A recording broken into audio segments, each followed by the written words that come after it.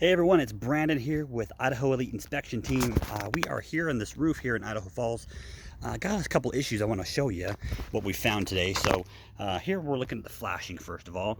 We'll give this contractor an A for effort and a D for installation method here and craftsmanship. So they've got the right idea here. We've got flashing, and what that does, and you can see here it kind of, here's a better example, flows underneath the shingles. That way any water that potentially could get back behind in this joint right there gets kicked out onto this flashing and does not go into the house.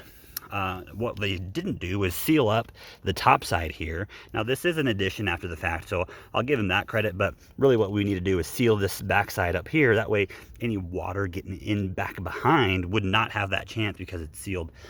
Typically the right way to do it would be to tuck this flashing right back behind the siding. That way water can come down the siding here, flow on top of the shingle, this flashing, and on top of the shingle to flow off the roof.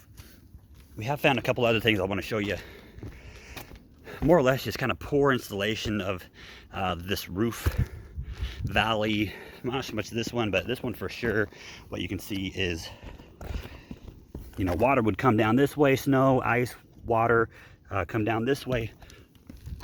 And you can see here, right under here, it's gonna kind of flow underneath the shingle, and that's kind of more or less all the way down. The other thing too, I'll show you really quick. Here we've got the furnace vent here, but there's no flashing. All they've done is used this mastic sealant. Not the right way to do it. Definitely want to get a couple of little repairs here. This is why we're always doing home inspections, making sure that the roofers are doing the right job here. This is a little sloppy to me, so we'll point this out to this buyer, make sure they know it, make sure they're happy about it, and go to the next one.